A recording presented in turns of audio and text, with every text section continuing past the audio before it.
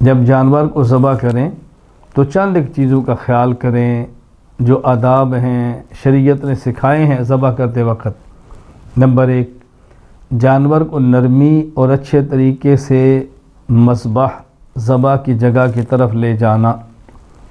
Number 2، جانور کو بھوکا اور پیاسا نہ رکھنا، اچھی طرح کھلا پلا کے ذبح کرنا۔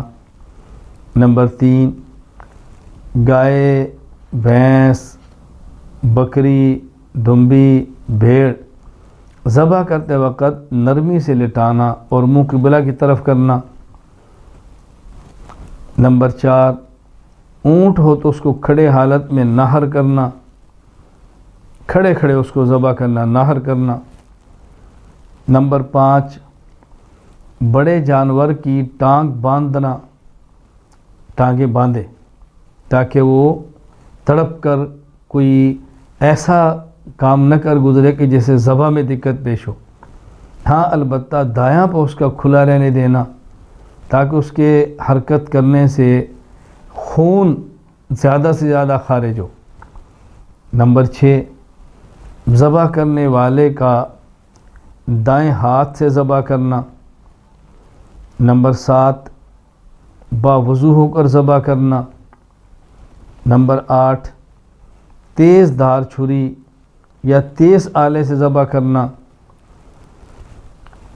نمبر 9، ذبح کرتے وقت بسم اللہ اللہ اکبر کہنا۔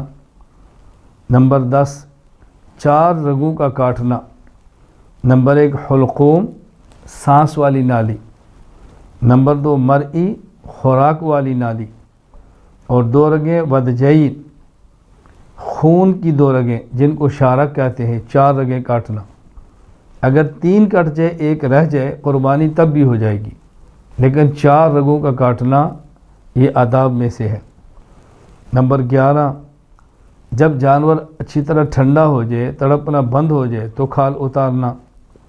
نمبر 12، کھال کو احتیاط سے اتارنا، کٹ نہ لگیں، کھال خراب نہ ہو۔ نمبر 13، اس کی جو آلائشیں ہیں، خون اور جو چیزیں اندر سے نکلتی ہیں، کھایا ہوا چارہ، وہاں حفظان صحت کے اصولوں کے مطابق ان کو ایک طرف رکھنا۔ تو یہ وہ آداب ہیں کہ جن کا ذبح کرتے وقت خیال کرنا چاہیے۔ شریعت نے کس طرح بظاہر چیزیں چھوٹی ہیں مگر وہ بھی ہمیں سمجھائی ہیں۔ اللہ تعالیٰ تمام امور میں ہمیں آداب کی رعایت کرنے کی توفیق عطا فرمائے۔ وآخر دعوانا ان الحمد للہ رب العالمین۔